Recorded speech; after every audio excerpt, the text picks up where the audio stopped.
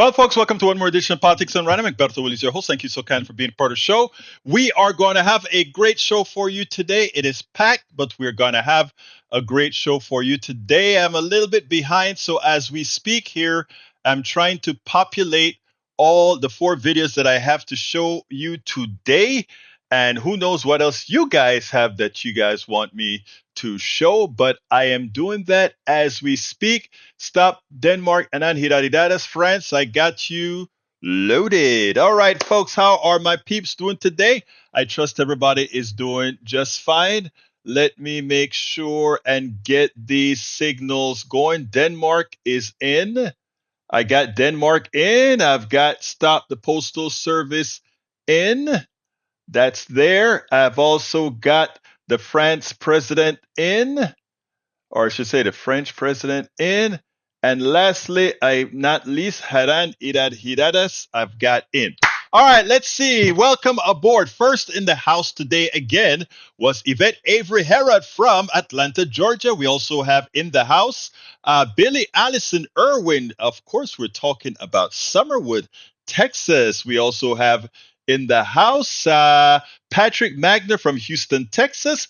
Joanne from the beach. She's go to the beach. Fog afternoon to you all. She is coming into us from LA. We also have in the house Lee the Bearcat coming in from Austin, Texas. We also have in the house, let's see where else we have in the house. Para ver. AVQ from Brooklyn, New York said he's watching from Twitch. In the house is Bridge MCP from Binghamton, New York. We have in the house as well Eric Hayes from Atascocita, Kingwood, and Jay Ray, Houston, Texas, in the house as well. We are populating, folks. We are populating in just fine. And we have a whole bunch of folks on Substack. Of course, hey, Martha, welcome aboard. I can't see it very well on Substack. Letha K, Kathy Bierman, Mila just joined. And let's see who else we've got. Oh, it's not easy to do the Substack stuff yet. I think Substack need to create a interface that we can actually interact better with our people that are watching there. All right, let's see. Let's see what else we got here. Let's see what else we got here before we get started. Para ver. Billy Allison Harris said hello. Let's see. We've got we have, let's see. Jay Ray say hello, peeps. Michael Rudden says, Eric, what is the right-wing bubble telling you we should do with return deportees? Oh, it's crazy. It's so crazy. It's so crazy. Lee the Bearcat says, I think France actually complimented Trump on bringing in Russia. You have to discern the difference between complimenting in real and just trying to appease. Right now, people know that Trump is a young little punk, and that what if you stroke him, that you can get more out of him by making him believe that you think he's the best thing since apple pie. But we all know that he's just a sour orange, nothing more. And that's all. No magic behind it, folks. No magic at all behind it. Anyhow, I had a piece here from that I want to play early on. Since I don't have anything from our knowledgeable few here ready to read. You know, normally some of you would have stuff that you want me to handle right away. So I'll get right into the videos because we have quite a few of them. The first one that I want to bring to you is the one from Anand Giridharadas, pretty much telling Democrats, get out of the way if you can't do things the right way. So here we go. That's how we'll start. Oh, let me get low. Oh, come on, Egberto, get it right. There we go. Anand Giridharadas has a message for the Democratic leadership.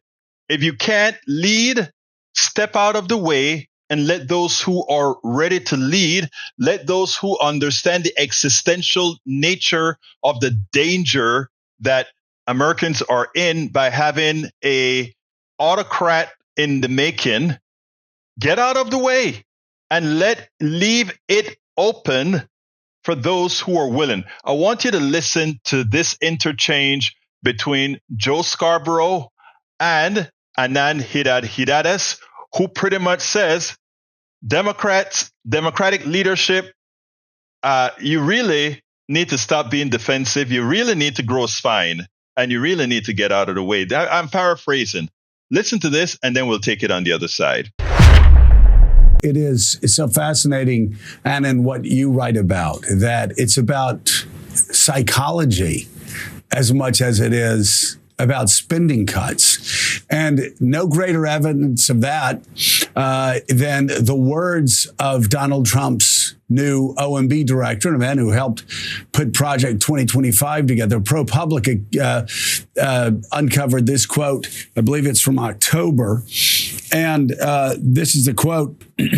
"We want the bureaucrats to be traumatically affected. When they wake up in the morning, we want them to not want to go to work because they are increasingly viewed as the villains. We want their funding to be shut down.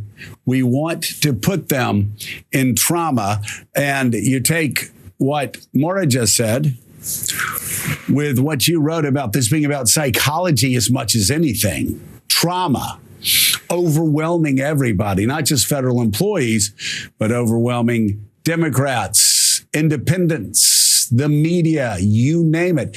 And then you go back and look at these words. This is, if you take Russell at his own words, this is part of the plan. It is. You know, America right now is living through a hostile takeover by billionaires and bullies. And we don't have an opposition that is able to say that simply, clearly, and starkly.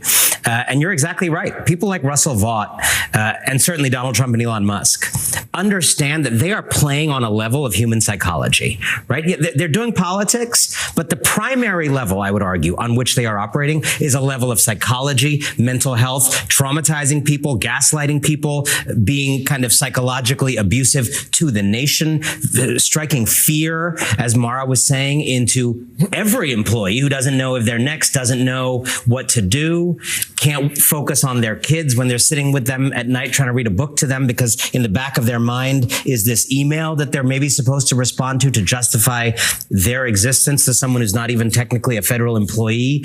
And this hostile takeover on this level of psychology, playing with people's nerves, is still not being opposed by Democrats who understand to play on the same turf of psychology and who understand. What do you think they need to do, Ann? And I know that you're talking about people need to get involved. They need to run for office. They need to, so what's the answer? What do Democrats need to be doing in your opinion that they're not doing right now?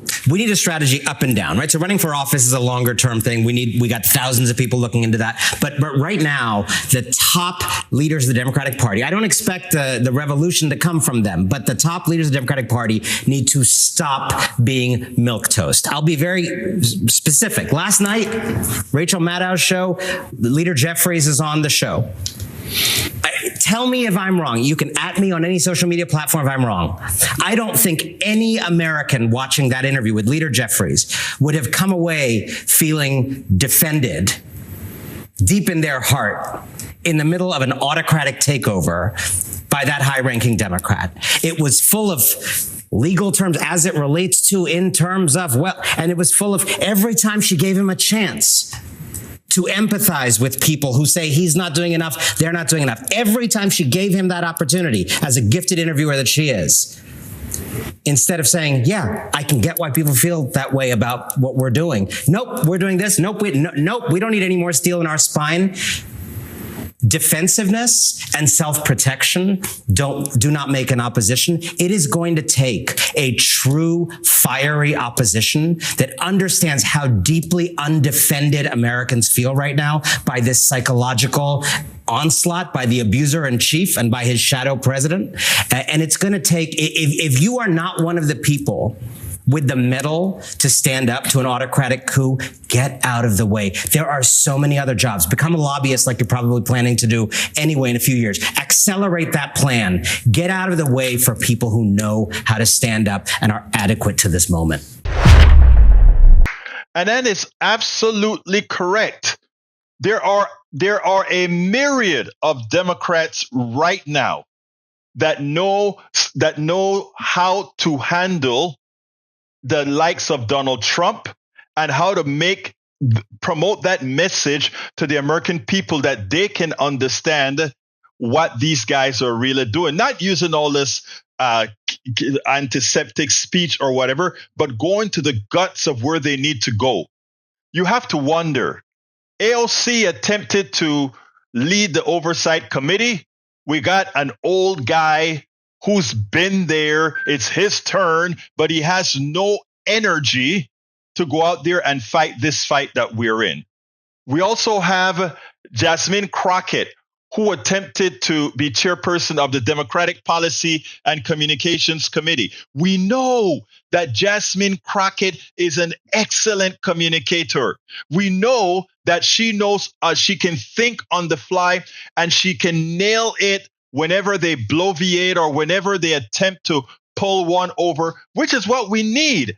The American people need to hear competence. The American people need to hear that this person has my back. The American people need to realize that, oh, they get it.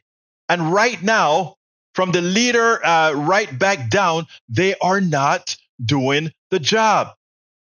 Anand went ahead and gave the example of the leader of the Democratic Party speaking to Rachel Maddow last night. And the amount of passion that was needed, not legalese that says we are winning in court and all that kind of stuff, but no, we are going to take them to court and beat them, and we are going to slow down the House however we can, and we will work with the Senate to ensure that these bills that harm Americans, both in red states and blue states, aren't done. We are going to put all blocking mechanisms in. We need to hear the passion from these folks. And you know what? They may think it's not functional, but when people feel that passion and they feel like we can make a difference, they get up. And if they get up and they go to each one of those town halls, if they keep those switchboards going, if they start marching on Washington, if they start doing these things, they scare Congress people who want to serve another term. You know, Jasmine went on a program recently and she said, look, we don't have to wait on the midterms. We can activate now. There are 3 seats up for grab, 2 in Florida and 1 in New York. And those seats are likely they're Republican seats. But guess what? When you go ahead and you start filling the entire field with the message in those 3 districts that Donald Trump is taking away the Medicaid of your people, that Donald Trump is going to destroy the Medicare of your people, that Donald Trump is going to ensure that your school district, those after-school programs are gone. He's going to ensure that the breakfast for the most needed children are gone. And, you know, people who are not fed correctly, they grow up with mental deficiencies, and people with mental deficiency have a bigger likelihood of becoming criminals and endangering your community. All these things that should be said outright continuously to point out that, look, yes, you guys made a mistake by electing this felonious criminal, but we still have a second crack at preventing his most dangerous effectuation from coming to pass. It can be done, but you have to have those who are willing to fight. You have to have those who are going to speak up. You can't have the legalese, well, we are fighting in court and we're doing this. No, it's not only about fighting in court. The American people don't see that. That happens behind closed doors. You have to do what Bernie Sanders is doing, the oligarchic tour around the country. But Bernie is one guy. You have to do what Jasmine Crockett is doing. She's making the rounds and she's activating folks. You got to do what AOC is doing. You got to do what Maxwell is doing from Florida. But those are just a few. if these guys were the actual leaders in the Democratic Party, they could activate other resources to get the job done. Anand nails it. We need Hakeem Jeffries to, yes, grow a spine, speak louder. Not only speak louder, speak more to the people and not to lawyers. That is what we need right now. Because what we are faced with is a clear and present danger that isn't going away until those people who realize that it's a steam truck rolling in. Until that comes to pass, we're giving them a running start to further destroy the country. Absolutely. So we're giving them the red light to destroy the country if we don't get with the program. Okay, let's see. Lady Birkek says, no, that's the wrong message that I'm going to. Hey, Joe, I'm interested to find out what that's all about. I just went to get my vaccine and all of a sudden my Medicaid status is different, turned away. Give me a call right now, please, if you can. I want America to hear that it has already started. Give me a call if you can. The number is 281-823-7747. I'll hold back on the next video because I want that story of what occurred to you today when you attempted to get your vaccine. So please give me a call at 281-823-7747 if you have the wherewithal to do so. As I wait for your call, if you're going to call, let me go to see what else we've got here. Lady Bearcat says, what is the deal with Reed? Well, Reed got canned. She was too, she didn't hold back on the messaging that she told. She was very truthful. And because of what she did, she got the axe. But let me tell you, I am so impressed with both O'Donnell as well as Rachel Maddow, because Rachel Maddow came on her network and told an inconvenient truth that all the shows that got canned were shows of people of color. Joyanne Reed got canned. Ayman Mohyeddin got cut, and a couple others got cut. Two Asian women, a black guy, Joyanne Reed, who is black, and also an Arab person. I mean, those are the shows that got cut. And you have to ask yourself the visuals that presents in a time when Donald Trump is stressing what is it again? Diversity, equity, DEI. Okay? You have to ask yourself the question that MSNBC cut those 5 shows. There it is. Thank you for bringing that up, Michael. Jonathan Capehart, Katie Fang, Ayman Mohyeddin, and Joyanne Reed, and you're missing one. The other one is what's her name? The one that replaced Rachel Maddow when she's not there. That one. The 5th one is the one who replaced Rachel Maddow. She's out in the field right now working for MSNBC. But what I'm saying, think about the image think about the graphics that shows you from the progressive. But we always know MSNBC, yeah, they're progressive, as progressive goes as they can. But can you believe the 5 shows that get cut? All 5 of them, people of color. Then you can go ahead and say, but wait a minute, what are the ratings? Were they the lowest rated shows? No, they were not. So, I mean, look, that a new chairperson can come in or new president can come in and do that and not think it shows something. Again, remember the book that I wrote, Tribulations of an Afro-Latino Caribbean Man.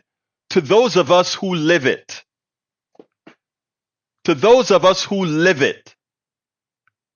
It's never strange. It is expected. So who asked me that question again? Lee the Bearcat?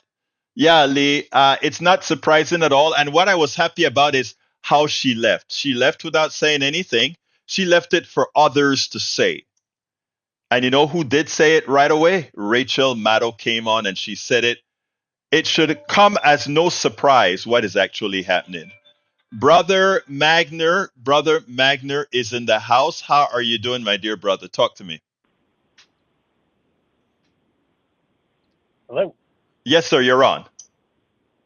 Hey, good afternoon. I was going to say if Joe is going to call in, maybe she can't at the moment, but my girlfriend's sister Mm-hmm. is 43. She has some intellectual development issues, multiple Mm-hmm. sclerosis, and one of the people that when I say either you don't want them to work or they can't work is kind of the Okay, one of the people that I have ho- in mind. Oh, go hold one ahead. Go second. ahead. Hold one second. Let me get Joe. Yeah. And all right, Joe, are you there? AI is taking notes. Note taking Joe. has stopped. Okay, Joe, are you there? Okay, I'm going to connect both calls. All right, Joe, and we have on the line both Joe and Patrick. Patrick, continue with your story as we put Joe as you know. Joe, hold on a second. Let's finish with Patrick. Go ahead, Patrick. Hi, Joe. As I was saying, she has intellectual difficulties and multiple sclerosis. Mm-hmm. Doesn't have a lot to offer to the workforce. And she also has breast cancer, and she was diagnosed just at the end of last year. Oh, sorry to hear Um, that. yeah, well, she moved from New Mexico to here to get some help at MD Anderson, and she's been on government assistance for a while. And they've got a friend of the family that's a lawyer trying to help. My girlfriend, who is very well educated, and her mother, all working on trying to help her. And they're making phone calls to try and get grants and things like that. People aren't even answering the phones. Mm-hmm. Yeah. And when the phones are being answered, nobody knows what's going on. They'll pick up the phone to tell you that they don't know what to tell you. And so that was kind of an example that I thought that maybe you're interested in. I also noticed that when I got my 4 vaccines, the expense was $340. I paid $0. But Mm-hmm. if that stops and people are expected to pay over $300 to get vaccines, we're going to be in a heck of a mess because most people will forgo doing that. Absolutely. So Because let me get that. It seemed like Joe AI is is calling taking notes. again. All right, Joe, Hi, are I'm you right here. Stopped. okay? Hold 1 second, Joe. Let me finish with Patrick. Yeah, Patrick. So what you're saying is, especially since we know that Kennedy is now our the person who runs, I think, the CDC, or actually the entire health department now. Who knows if all of that free vaccine to keep that's actually going to keep people healthy going to continue, right? that's correct. And there's a vulnerable population out there that is dependent on us getting vaccines. We're not just getting vaccines for ourselves, but we're getting vaccines for people who can't get vaccines to keep them Exactly. safe. And Exactly. so we're not thinking about those people either. Well, we got so let me go to Joe now for hold on a second there, Patrick. Joe, you just Sounds mentioned great. in the chat, Joe, you just mentioned in the chat that you went to get a vaccine today, and now that it seems like we're having Donald Trump, who has really destroyed or is attempting to destroy government, you were turned away for your vaccine. Tell us a little bit about that story. Okay, I went to it's a CVS that I go to get my vaccine, and this was Ah, for the new COVID one. And they said that my information, my status, Medicaid is unavailable, but they have my name and address, and they turned me away. And just by chance, my other friend Nicholas went today to a doctor to have his regular blood test, and they had the same problem. And he's also in Los Angeles. They said that he's on Medicare. He's older. That's the one that when you're older, right? Medicare. Like, yes. and they turned him away. He had to pay $200 instead. He just paid it. Luckily, he had it. And then they also told me that the free vaccines are not free anymore at all whatsoever. that is it is shameful that I don't know if you've saw the story about several of the technical guys that work for those civil servants that work in the computer departments and know all the technicalities. They decided to quit because they couldn't deal with what Doge is actually doing and screwing with the computer systems. We remember earlier on. I did see that. People Right. are just purged my information. I even brought my hard paperwork with me, but they couldn't use it because it wouldn't be confirmed by the computer. Exactly. They are destroying government. In fact, if you recall, earlier on, all the states, when they attempted to get their monies for different projects, they didn't have access to their money. We also had Doge taking back 80 something million dollars out of New York. What we are seeing is the systemic destruction of government. Government that's been working Very quickly. fairly Very quickly. efficiently. It's always easier to destroy something than it is to build it back up. But what we have to have, Joe, is our stories like yours going out there and people understand that the Trump administration under the auspices of Musk's Doge is going to continue to make people's lives harder, more difficult. And you know what?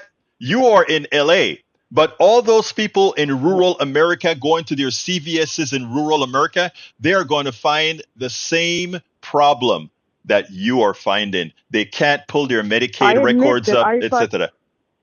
Right. I admit that I thought, California government would protect me a little bit. No. It didn't. Well, California government can't protect something that is actually centralized in the federal government, right? And that is what we have to work it. So it is so important going forward that these stories come out. So thank you, Joe, for telling me this story. And Thank you. absolutely Okay. so. And Miss Patrick, I got to go to another video. Thank you for telling me the story about your sister as well. Okay. Yes, sir. Thank you. All right. All right, folks, we have another video to play. This is about, the working class is in angst, and they make you believe that the working class is in angst because of immigration. Yes, immigration can cause angst if your government isn't taking care of those who should be taken care of. And it seems they can spin it as if, well, it's the immigrants that's causing your problem. I tell you what, listen to this piece I did on Denmark, and then we'll take it on the other side. New York Times senior writer David Leonhardt has an article that he put out there talking about how comes, unlike all the other European democracies and the United States, that the population seem to have gone to the right, how did Denmark have a population that continues to go left? And not only go left, but the people like what they're seeing. And the answer is simple, but I think he missed one thing in his analysis. And I think that has to do with following the narrative that the plutocracy would like to use. And I think all people are susceptible to that. But here's the thing. I want you to listen to this, and then let's take it on the other side, because I want to add to what he has to say. David Leonhardt, you have a new piece for New York Times Magazine titled "In an Age of Right-Wing Populism, Why Are Denmark's Liberals Winning?" In it, you examine how Denmark's liberals have managed to get tough on immigration and create a years-long winning coalition. One of my old favorite sayings about American politics was, as goes Burlington, so goes France. In this case, though, as goes Denmark in 2025, so goes Denmark. They seem to be standing alone here. How have they done it? Yeah, it's really striking. Not only has a center-left government won re-election since COVID, which is really hard to find anywhere, right? In the U.S., in Canada, in Germany, these governments are falling. But the far right in Denmark has really been marginalized. It's quite small. And so basically what's happened is that the center-left government in Denmark, the Social Democrats, the prime minister's name is Mette Frederiksen, they've gotten really tough on immigration. And they've said, look, we are not going to allow our immigration levels levels to soar to the levels that they have in Sweden, in Germany, and in the last few years in the United States. And on every other issue, they've been very progressive. They've expanded abortion rights. They've done this big, ambitious climate law. They've made the retirement system so it helps lower income workers more. And it's basically taken all these blue collar workers who really don't like high immigration, in part because it's their communities that tend to be on the front lines of it. We've seen this in southern Texas. We've seen it in Queens, in New York. And they've taken immigration kind of off the table as a major issue. And so the blue collar voters that in so many other countries have drifted to the right or even the far right are instead voting on things like retirement benefits. And they're voting for the party that's on the left there. Now, listen succinctly to what he talks about. The blue-collar workers, what we like to call here in America the working class, they are given the social programs and social safety nets that keeps them whole.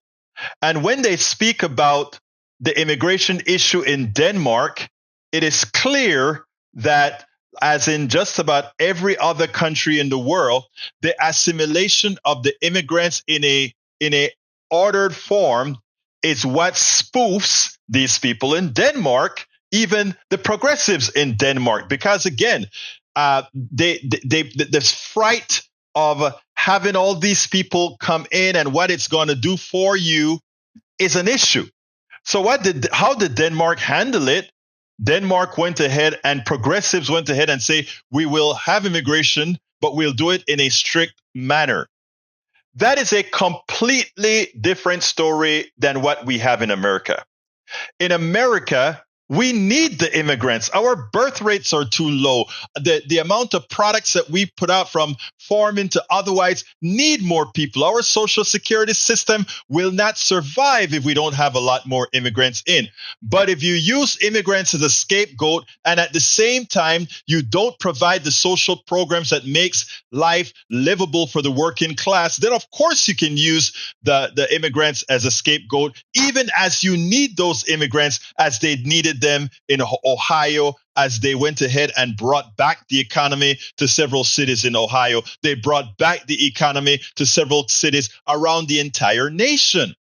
So what I think David Leonhardt got incorrect is the role of immigrants and the fear tactics. Now, in a homogeneous country that Denmark used to be, they may not have been used to seeing a whole lot of immigrants, but here in the United States, we are a country of immigrants, a country of a lot of different people looking a lot of different ways, having a lot of different cultures. We already have that, but you can have leaders either exploit that or bring that into a fold, into a homogeneity, into a mosaic that is workable, that people enjoy and love, which, we were getting there. So it is true. The issue is not that Denmark clamped down on their immigration, which they did. Again, the issue in the United States is quite a bit different in that we need the immigrants. We have the ability to absorb the immigrants. The idea that we can have 20-something million immigrants living here, working hard, and actually are a net positive to our social security, a net positive to our economy, a net positive to the spending, on irrespective of the lies that you hear from the right, means that if we just got truthful, but not only truthful about the immigration issue, but that we provide the social safety net that Americans have earned, the problem would go away and we would become that we would make America utopia. And guess what? Hey, I wrote a book about that. How to make America utopia. All these things need to come to pass. A perfect social safety net. We are such a rich country that we can afford it. If we do not allow the billionaires to legally steal everything in this country, which is what we have. Remember, as I've written before, no billionaire has earned their billion. All the billions they have is the wealth and income denied you. Don't you ever forget that. We spend a lot of time. Don't you ever forget that every penny that billionaire has over X amount of dollars, that is monies not paid you, money not invested in our society that we have created collectively. Don't let them fool you about them being exceptional. Innovation didn't come from them. Innovation came from the collective. Innovation came from individuals who benefited from the collective. Do not ever allow them to make you believe that these people who have a billion because they are professionals in capitalism, this the technology of capitalism, that somehow they innovated anything. Because like I said, it offends me when the media refers to Elon Musk as a genius, when they refer to him as an engineer, when they refer to him as being some guy who knows stuff, because he doesn't. He got a break, a $25,000 break from his dad during the technology bubble. You remember that bubble where you create a website, you talk a whole lot of BS. 60 Minutes did a thing on this. Talk a lot of BS about your website that's going to do X, Y, and Z, and to show you how smart business people are not. You give them a website and tell them it's gonna grow flowers, and you get $1 billion in capitalization. That's what capitalism is all about. Fake. Yeah, it's ridiculous. All right. Radden says, Egberto, I want to say it again. If you want a democratic messaging, the cause of your problem isn't immigrants or trans people. The problem is the robber baron billionaire class who are leeching from you and corrupting our government. Yes, you nailed it. Breaking: U.S. reports 3.8 million new COVID-19 cases in a single week, with 550 daily infections. Currently, 1 in 87 American is infected with COVID-19. Transmission rates are now higher than at any point during the 86% of the pandemic. Yeah, look, the worst thing about it is when you're being governed by dummies, anti-scientific dummies, because they're going to hurt us all. They're going to hurt us all. On scientific dummies we're led by. Claim from Paul Fleming. The House Budget Resolution H. Con Res 14 doesn't touch Medicaid. Fact. The resolution directs the Energy and Commerce Committee, which oversees Medicaid, to find $880 billion in cuts, and Republicans have openly called for spending less on Medicaid. Connect the dots, Florida. I don't know what's wrong with them. You just read the framework, it tells you. They want to get $880 billion out of Medicaid. Seems to me like that is self-evident, isn't it? Self-evident. All right, the next item I want to talk to you about is to simply tell you this. Stop Trump from attempting to privatize the Postal Service. Okay? We got to stop Trump from attempting the Postal Service. Let's go ahead and check this out, and then we'll take it on the other side. Folks, right now, Donald Trump is attempting to put the post office under the Commerce Department with the intent of privatizing privatizing your postal service. Most of the support Donald Trump gets in this country comes from rural America, red states. These are states that are most dependent on the United States Postal Service. Forget what you hear when they try to tell you how mismanaged the United States Postal Service is. It is not. The Postal Service was forced, unlike any private company, they were forced to fund their retirement for their employees for several decades out in the future. And what that did, from an accounting point of view, that made it seem like the United States Postal Service it shouldn't be profitable at all. The United States Postal Service maintains itself. It is one of those government agencies that don't get tax dollars. It's one of those agencies that the amount of money it collects from postal services and whatever it sells goes right back into the Postal Service. It is a self-sustaining body. At the times that it ran deficits, these deficits were mostly run because of what they did to their what the government, the Republican Congress at that time, forced them to pay ahead of schedule the retirement for all of the postal employees. So it had an implied deficit.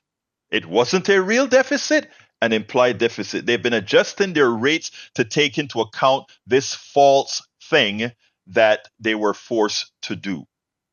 No other delivery company can get a piece of mail from Alaska, no matter where you are, to Alaska, to Hawaii, to Guam, to any part of the United States for under $1. You can get a first class piece of mail there. No private company will do that.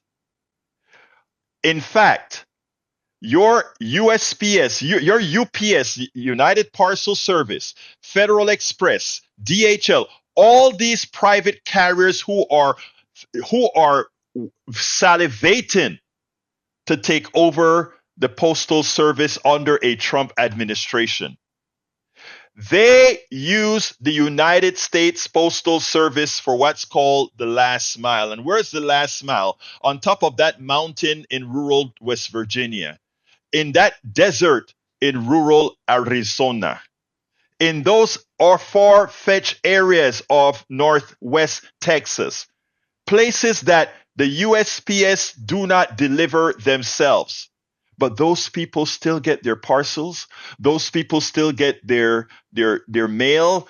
Those people still get all of this to their door by the United States Postal Service for the same price somebody in Houston, Texas, somebody in Dallas, Texas, somebody in New York, somebody anywhere.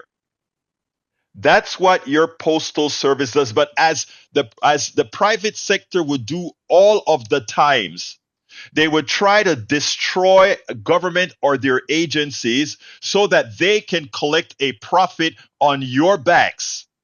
Because the cheapest rate for what the United States Postal Service does for under $1, the cheapest that you can get it done by Federal Express is over $5. And I think it's actually quite a bit more than that now. What they're trying to do is sock it to you. The end of the Postal Service. I'm at 7 o'clock, I have to say, this is KPFT Houston. At the top of the Postal Service, what these guys are attempting to do with this new executive order that Donald Trump has planned is to destroy this agency, this governmental, quasi-governmental agency that is in the Constitution to deliver you mail. Their attempt is to privatize it, and once privatized, no longer are rural America necessarily going to get their daily mail. Yes, they're going to have regulations in there probably to say every address still has to be addressed. But what they may do is they may say, well, rural areas will get their mail maybe once a week because of cost, as opposed to their everyday delivery service right now. So if you are in rural America, if you are in red state, red county, red country, remember, I already told you, you made a bad vote. Because your Social Security, which is something we should discuss today as well, but we can't because we still haven't met our goal, and several other subjects. Your Social Security is in danger. Your Medicaid is in danger. Your family who works for the government is in danger. And now your postal, the delivery of your mail is in danger. The delivery of your medicines are in danger. The delivery of your products from whatever company you buy from is in danger. Because these guys want to make a profit on your back. You're not going to read this in detail in the Houston Chronicle as far as how efficient the Postal Service is, because they have been training you to believe. They have been teaching you to believe. They have been trying to indoctrinate you, brainwash you into thinking that excellent agency called the United States Postal Service, there's something wrong with it. No, folks. It's the best delivery service since apple pie because no private delivery system is going to give you what the United States Postal Service gives you. We, the people of the United States, within our Constitution, is the Postal Service. And what they're trying to do is destroy it, remove it from the Constitution, and put it into the private sector. No can do. And it is incumbent on our rural MAGA brothers and sisters to get on the picket line now with your postal brothers and sisters, because guess what? Those are good paying jobs that a lot of MAGA folks hold themselves. Folks, you cannot allow the systemic destruction of your personal economies. Every single address in America is serviced by the Postal Service. Every single address in America is not serviced by UPS, FedEx, DHL, or any of the services. Okay, they use the United States Postal Services for places they don't go. You are investing you are subsidizing these rich companies when you deliver their mail to rural areas. Don't let them take that away. Don't let that take them out. And you can stop that today. Yes, you can stop that today. We've got to let them stop taking advantage of us. All right. Rodnin says, I think the only two professions specifically mentioned in the Constitution is the free press and postal services. I think you may be right about that.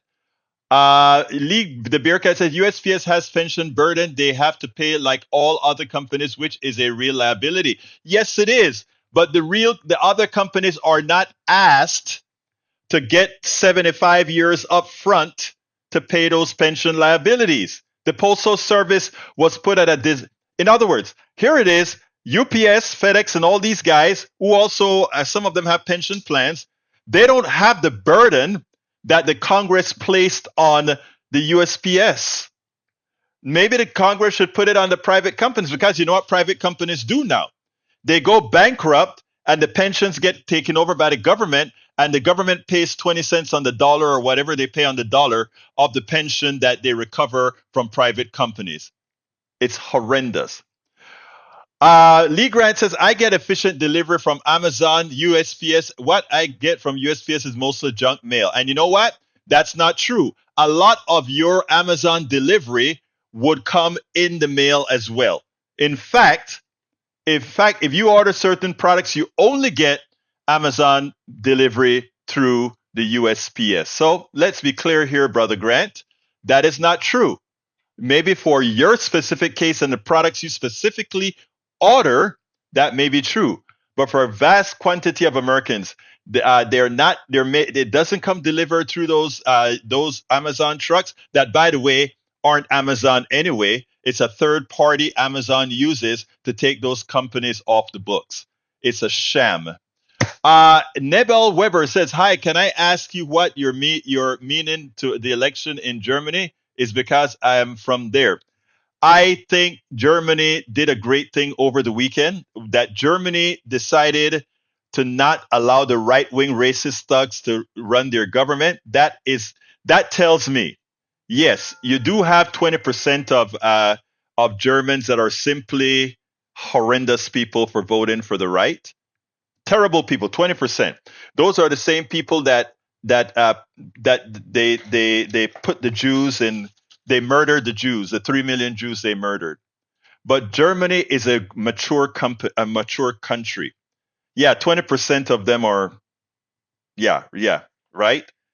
But that tells me that 80% of Germans, whether they are on the left or they're on the middle right, they're good people. They had 20%, and like the winning people from EDU are also right. Yeah, look, I'm telling you, man, I was very happy with the German result. I really was. Because when you have a fascist vice president from America going to Germany and encouraging them to be right-wing Jew-hating zealots, that German says, no, we will be not like that. We've learned the lessons from our history. I am so very proud of what Germany did in the last election. I know the spin over here in America is like, oh my God, Germany, the right wing is growing in Germany, 20%. The right wing is growing in Germany, 20%. What they really need to be watching for is the right wing is growing in America, 30-something%.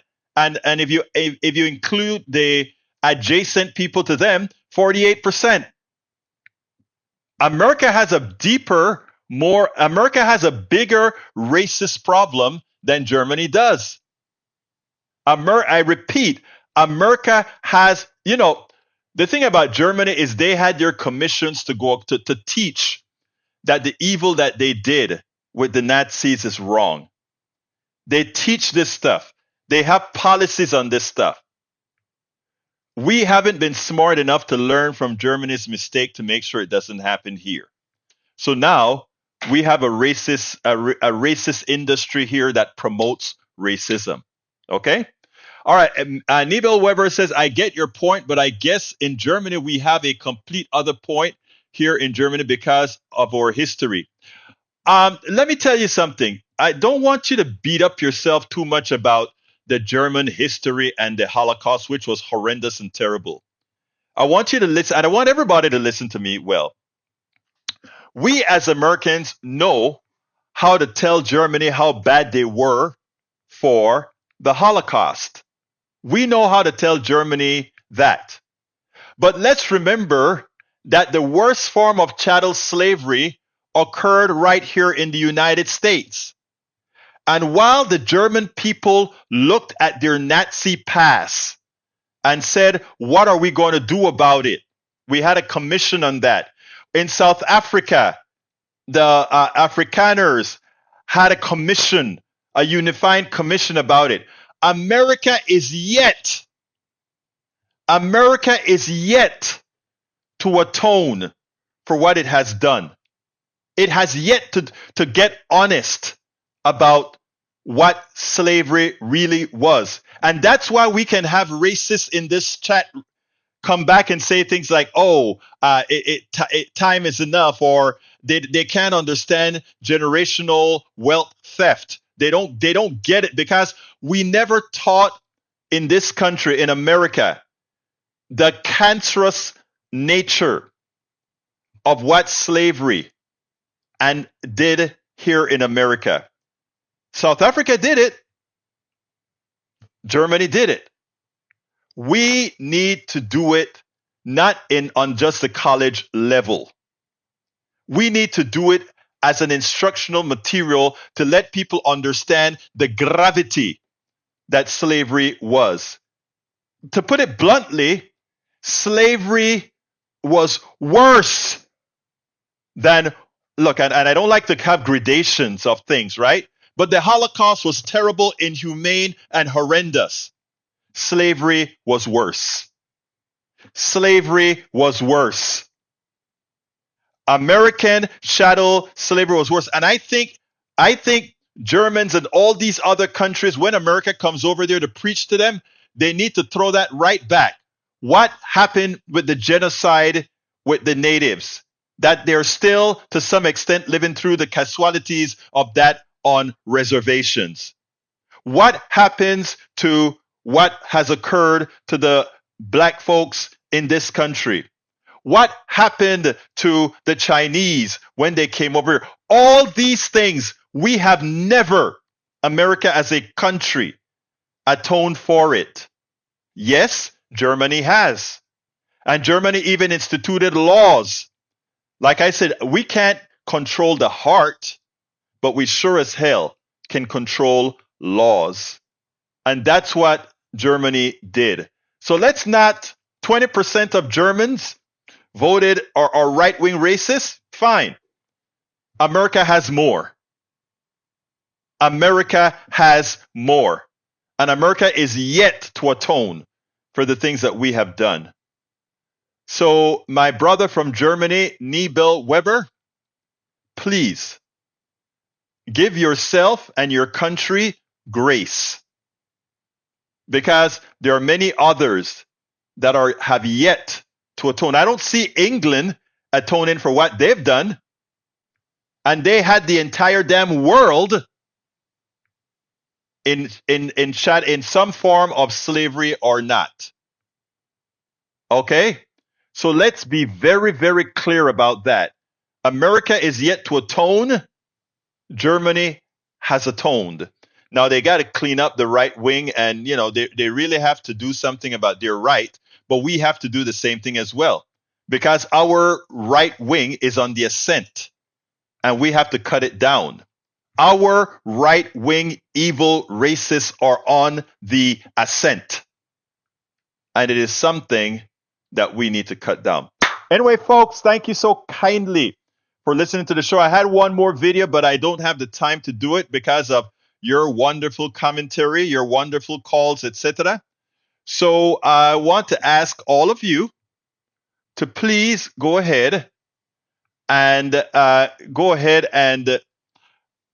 subscribe to our network. There are several ways to do it. You can become a patron. We love our patrons, and the patrons have a lot of different options that they can choose.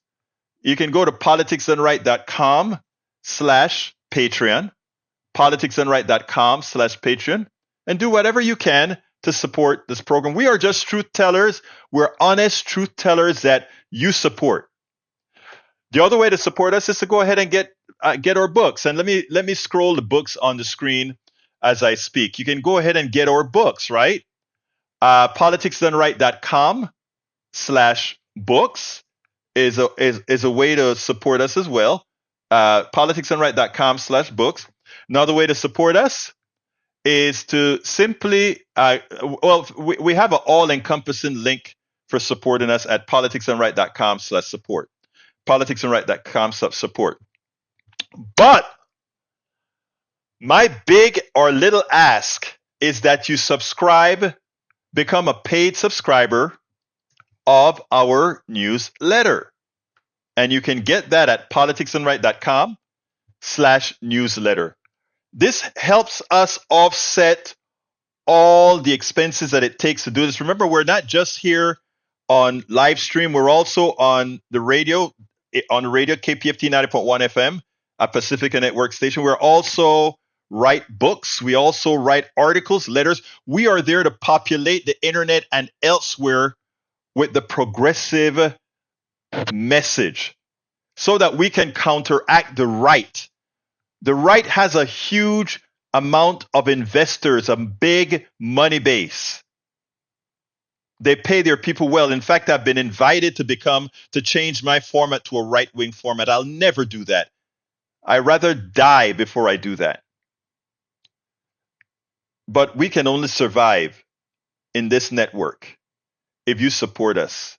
So I ask you one more time to please become paid subscribers of our newsletter. And to do that, go to politicsdoneright.com/newsletter. If you're on Substack, where my newsletter resides, and all of you that are listening, consider subscribing, become a paid subscriber. You get a lot of fringe benefits. Every single one of my books, right? Every single one of my books, right? You can read it on Substack if you become a paid member. And I tell you what, they're worth reading, as most people would tell you right here. Okay, whoops, I got to get out of here. Anyway, folks, my name is Egberto Willies. This is Politics Done Right. And you guys know how I end this baby. I am what? Out! We spend a lot of time deconstructing the news, trying to parse it into a form that everybody can understand. We try to find those little nitpicks where it flies above the fray, etc. If you really like these videos that we do, I want to ask a big favor. Please go ahead, number one, subscribe to our channel, and number two, please join if you can. Thank you so kindly for watching. Keep watching. Please remember to share. We must populate the entire internet with our progressive message, a message that we know is what most Americans say that they want. So help us, please join.